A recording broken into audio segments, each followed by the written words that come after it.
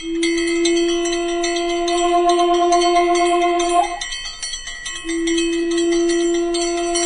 बोलिए सियावर रामचंद्र की जय। पवन पुत्र हनुमान की जय। धर्म दर्पण के सभी श्रोताओं को प्रणाम।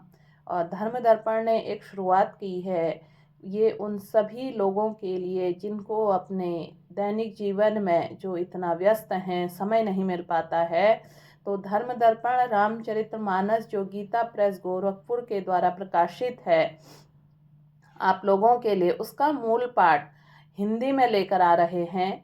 क्योंकि गोस्वामी तुलसीदास जी ने इस कलयुग में अगर हम इसका मूल पाठ सुनते हैं तो उसका फल पढ़ने के बराबर ही बताया है। तो हम बालकांड में जहाँ पर भगवान श्री राम ने धनुष तोड़ दिया था और परशुराम को पता लग गया था, तो कैसे उन दोनों के बीच, लक्ष्मण और परशुराम के बीच जो संवाद हुआ था, उसको मैं आप लोगों को पढ़कर बता रही हूँ। तो एक बार शुरू करने से पहले फिर से बोलिए सियावर रामचंद्र की जय। पवन पुत्र हनुमान की जय। कौशिक कहा क्षमी अपराधु, बाल दोष गुण गनहि न साधु। खर कुठार में अकुरुन को ही, आगे अपराधी गुरुद्रोही। विश्वामित्र जी ने कहा, अपराध क्षमा कीजिए, बालकों के दोष और गुणों को साधु लोग नहीं गिनते हैं। परशुराम जी बोले, तीखी धार का कुठार, मैं दया रहित और क्रोधी, और यह गुरुद्रोही और अपराधी मेरे सामने। उत्तर दे तो छोड़ऊं बिनु मारे, केवल कौशिक सील तुम्हारे। न त अहीं काटी कुठार कठोरे, गुरु ही उरीन होतहु श्रम थोरे। उत्तर दे रहा है, इतने पर भी मैं इसे बिना मारे छोड़ रहा हूँ, सो है विश्वामित्र केवल तुम्हारे सील प्रेम से, नहीं तो इसे इस कठोर कुठार से काट कर थोड़े ही परिश्रम से गुस्से से उऋण हो जाता। गाधी सुनु कह हृदय हंसी, मुनहि हरि अरई सूझ। अयमय खांड न उख मैं अजहु न बूझ अबूझ। विश्वामित्र जी ने हृदय में हंस कर कहा, मुनि को हरा ही हरा सूझ रहा है, अर्थात सर्वत्र विजय होने के कारण ये श्री राम और लक्ष्मण को भी साधारण क्षत्रिय समझ रहे हैं। किंतु यह लौहमय केवल फौलाद की बनी हुई खांड यानी कि खड्ग है, उख की रस को खान नहीं है जो मुंह पे लेते ही गल जाए। खेद है, मुनि को अब बेसमझ बने हुए हैं, इनके प्रभाव को नहीं समझ रहे हैं। कहे हूँ लखन मुनि सील तुम्हारा, को नहीं जान विदित संसारा। माता पितहि उरिन भय नीके, गुरु ऋनु रहा सोचू बड़ जी के। लक्ष्मण जी ने कहा, हे मुनि, आपके शील को कौन नहीं जानता, यह संसार भर में प्रसिद्ध है। आप माता पिता से तो अच्छी तरह उऋण हो गए हैं, अब गुरु का ऋण रहा, जिसका जी में बड़ा सोच लगा है। सो जनु हमरे ही माथे काड़ा, दिन चली गए ब्याज बड़ बाड़ा। अब आनिय व्यवहारिया बोली, तुरंत देऊं मैं थैली खोली। वह मानो हमारे ही मत्थे काड़ा था, बहुत दिन बीत गए, इससे ब्याज भी बहुत बढ़ गया होगा। अब किसी हिसाब करने वाले को बुला लाइए, तो मैं तुरंत थैली खोल कर दे दूं। सुनी कटु बचन कुठार सुधारा, हाय हाय सब सभा पुकारा। भृगुबर परसु देखा वहु मोही, विप्र विचारी बचऊ नृपद्रोही। लक्ष्मण जी के कड़वे वचन सुनकर परशुराम जी ने कुठार संभाला। सारी सभा हाय हाय करके पुकार उठी। लक्ष्मण जी ने कहा, हे भृगु श्रेष्ठ, आप मुझे फरसा दिखा रहे हैं, पर हे राजा के शत्रु, मैं ब्राह्मण समझकर बचा रहा हूँ। मिल न कबहू सुभट न रन गाड़े, द्विज देवता धरही के बाड़े। अनुचित कहीं सब लोग पुकारे, रघुपति शयन ही लखन नेवारे। आपको कभी रणधीर बलवान वीर नहीं मिले, हे ब्राह्मण देवता, आप घर में ही बड़े हैं। यह सुनकर अनुचित है कहकर सब लोग पुकार उठे। श्री रघुनाथ जी ने इशारे से लक्ष्मण जी को रोक दिया। लखन उतर आहुति सरिस भृगुबर कोप कृसानु, बढ़त देखी जल सम बचन बोले रघुकुल भानु। लक्ष्मण जी ने उत्तर से जो आहुति के समान थे परशुराम जी के क्रोध रूपी अग्नि को बढ़ते देखकर रघुकुल के सूर्य श्री रामचंद्र जी के जल के समान शांत करने वाले वचन बोले। नाथ करहूँ बालक पर छोहूँ, सूद दुध मुख करिए न कोहूँ।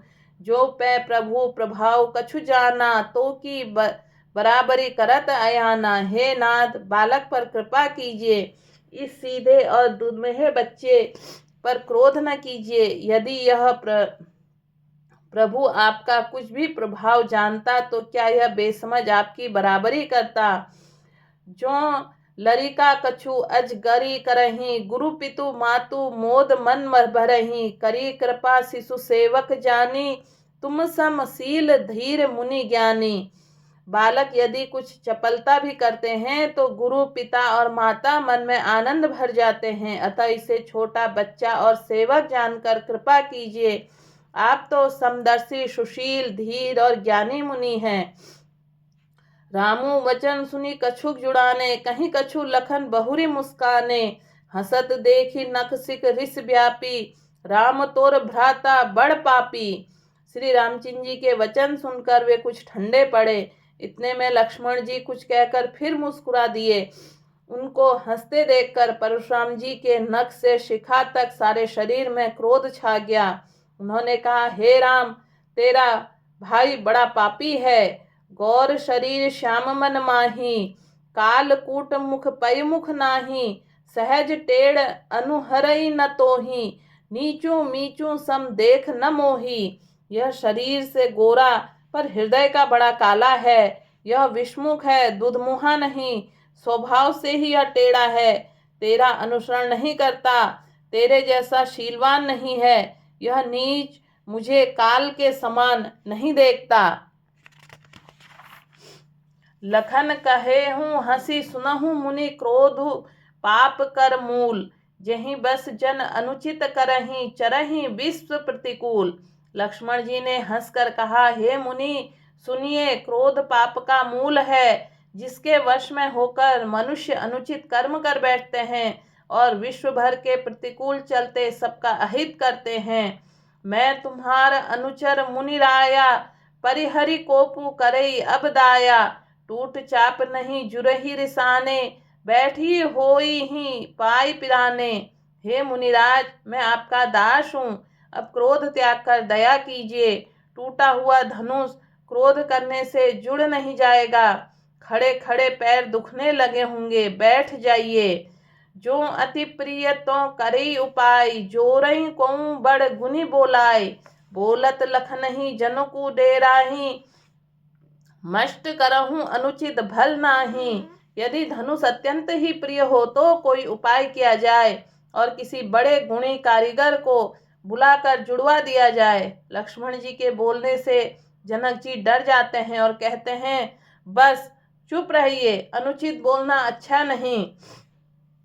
थर थर कापहि पुर नर नारी, छोट कुमार खोट बड़ भारी।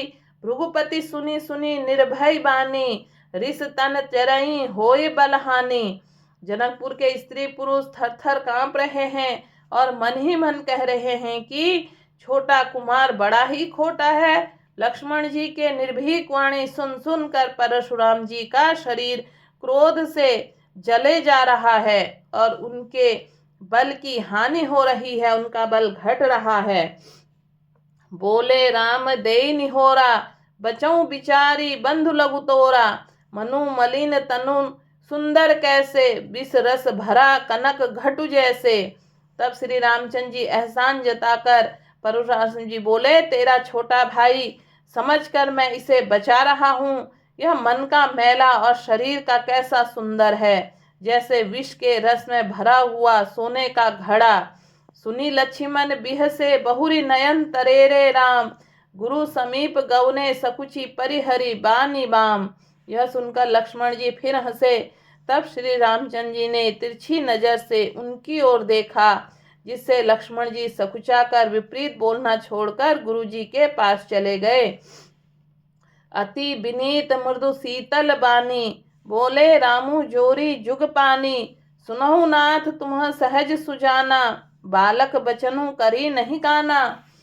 श्री रामचंद्र जी ने दोनों हाथ जोड़कर अत्यंत विनय के साथ कोमल और शीतलता वाणी से बोले, हे नाथ सुनिए, आप तो स्वभाव से ही सुजान हैं। आप बालक के वचन पर कान न दीजिए, उसे सुने का अनसुना कर दीजिए। बरेरे बालकु एक सुभाहु, इन्हीं न संत विदु सही काहू। तेहि नाही कछु काज बिगारा, अपराधी मैं नाथ तुम्हारा। बरे और बालक का एक स्वभाव है, संत जन इन्हें कभी दोष नहीं लगाते। फिर उसने लक्ष्मण जी से कुछ काम भी नहीं बिगाड़ा है। हे नाथ, आपका अपराधी तो मैं हूँ।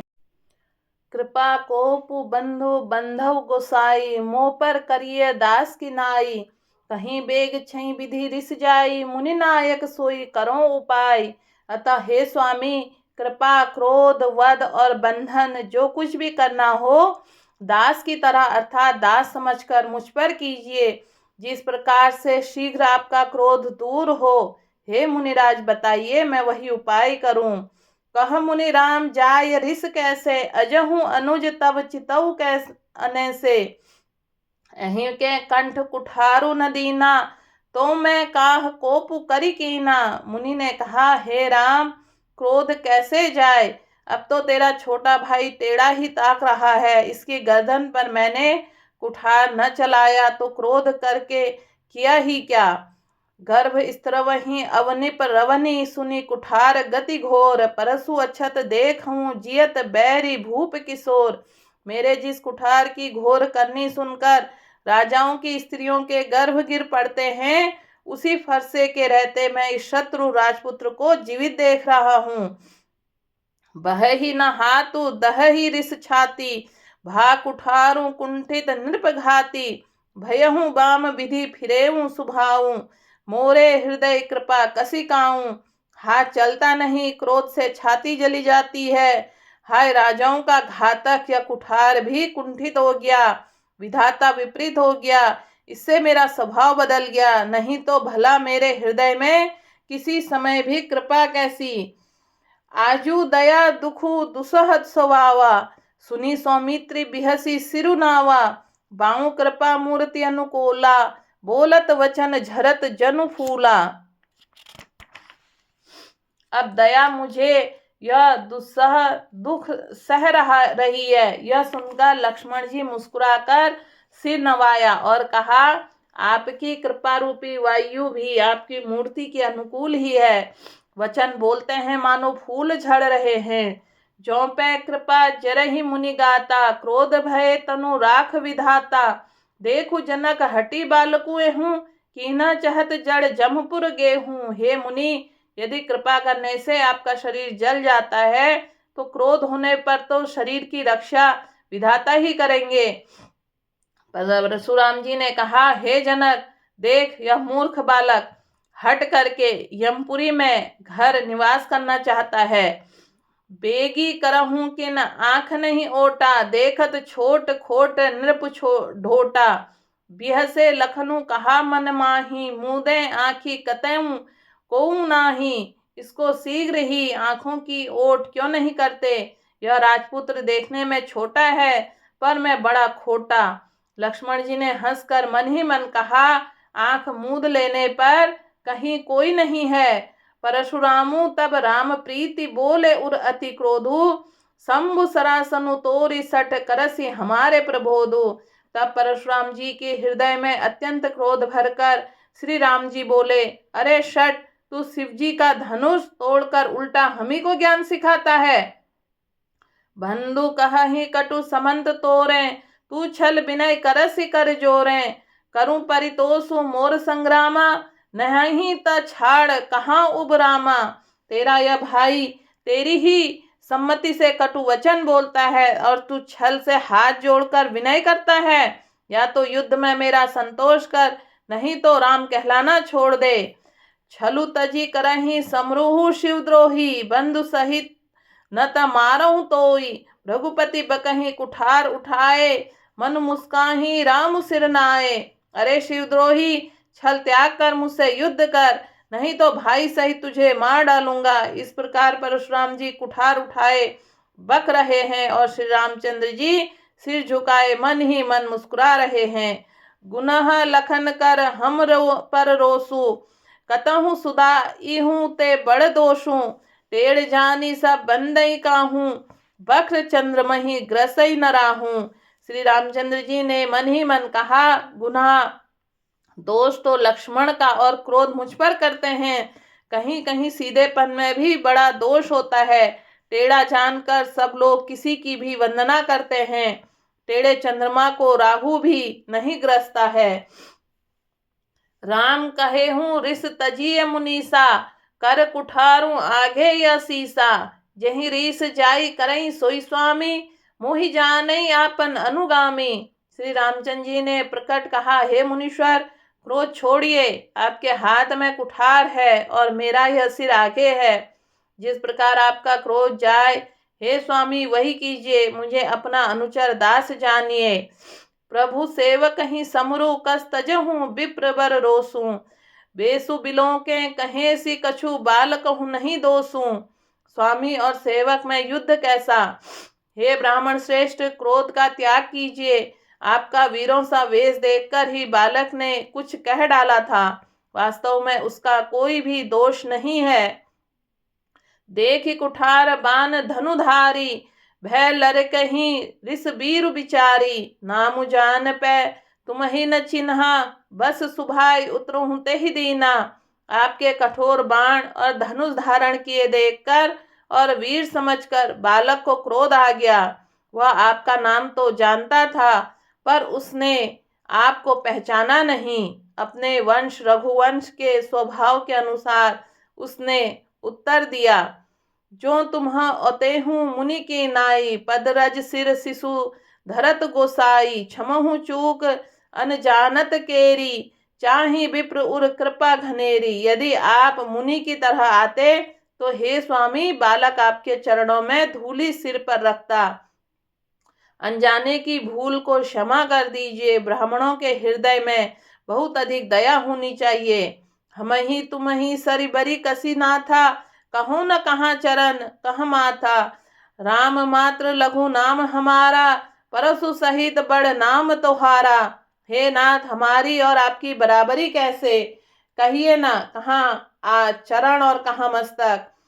कहाँ मेरा राम मात्र छोटा सा नाम और आपका परशु सहित बड़ा नाम। देव एक गुण धनुष हमारे, नव गुण परम पुनीत तुम्हारे। सब प्रकार हम तुम सनहारे, क्षमहु विप्र अपराध हमारे। हे देव, हमारे तो एक ही गुण धनुष हैं और आपके परम पवित्र शम दाम तप सोच क्षमा सरलता ज्ञान विज्ञान और आस्तिकता, ये 9 गुण हैं। हम तो सब प्रकार से आपसे हारे हैं। हे विप्र, हमारे अपराधों को क्षमा कीजिए। बार बार मुनि विप्रवर कहा, राम सन राम। भोले भृगुपति सरसु हसी तहु, बंधु समबाम। श्री रामचंद्र जी परशुराम जी को बार बार मुनि और विप्रवर कहा। तब भृगुपति परशुराम जी कुपित होकर अथवा क्रोध की हंसी हंसकर बोले, तू भी अपने भाई के समान ही टेढ़ा है। निपटहि द्विज करहि जान ही मोही, मैं जस विप्र सुनावहु तो ही। चाप सुनवा सर आहुति जानू, कोपु मोर अति घोर कृशानु। तू मुझे निरा ब्राह्मण ही समझता है। मैं जैसा विप्र हूँ तुझे सुनाता हूँ। धनुष की बाण को और आहुति मेरे क्रोध का अत्यंत भयंकर अग्नि जान। समधि सेन चतुरंग सुहाई, महामहीप भय पशु आई। मैं यही परसु काटी बलि दीन है, समर यज्ञ जब कोटिन कीन है। चतुरंगिणी सेना सुंदर समिधाएं यज्ञ में जलाई जाने वाली लकड़ियां हैं। बड़े बड़े राजा उसमें आकर बलि के पशु हुए हैं, जिनको मैंने इसी फरसे से काट कर बलि दिया है। ऐसे करोड़ों जप युक्त रणयज्ञ मैंने किए हैं। अर्थात जैसे मंत्रोच्चारण पूर्वक स्वाहा शब्द के साथ आहुति दी जाती है, उसी प्रकार मैंने पुकार पुकार कर राजाओं की बलि दी है।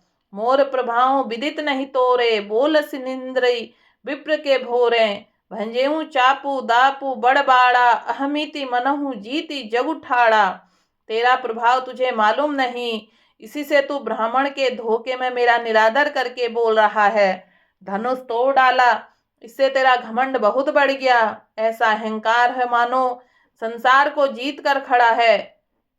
राम कहा मुनि कहूँ बिचारी, रीस अति बड़ी लघु चूक हमारी। छूत ही टूट पिनाक पुराना, मैं कहीं हेतु करो अभिमाना। श्री रामचंद्र जी ने कहा, हे मुनि विचार कर बोलिए, आपका क्रोध बहुत बड़ा है और मेरी भूल बहुत छोटी। पुराना धनुष था, छूते ही टूट गया, मैं किस कारण अभिमान करूं। जो हम निदरहि विप्र बदी सत्य सुनहु भृगुनाथ, तो असको जग सुभटु जेहि भय बस ना वही मात। हे भृगुनाथ, यदि हम सचमुच ब्राह्मण कहकर निरादर करते हैं तो यह सत्य भी सुनिए। फिर संसार में ऐसा कौन योद्धा है जिसे हम डर के मारे मस्तक नवाएं। देनु दनुज भूपति भट नाना, समबल अधिक हूँ बलवाना। जो रन हम ही पचारे कोऊ, लरहि सकेन कालू किन होऊं। देवता दैत्य राजा या बहुत से योद्धा, वे चाहे बल में हमारे बराबर हों चाहे अधिक बलवान हो, यदि रण में हमें कोई ललकारे तो हम उससे सुखपूर्वक लड़ेंगे, चाहे काल ही क्यों न हो।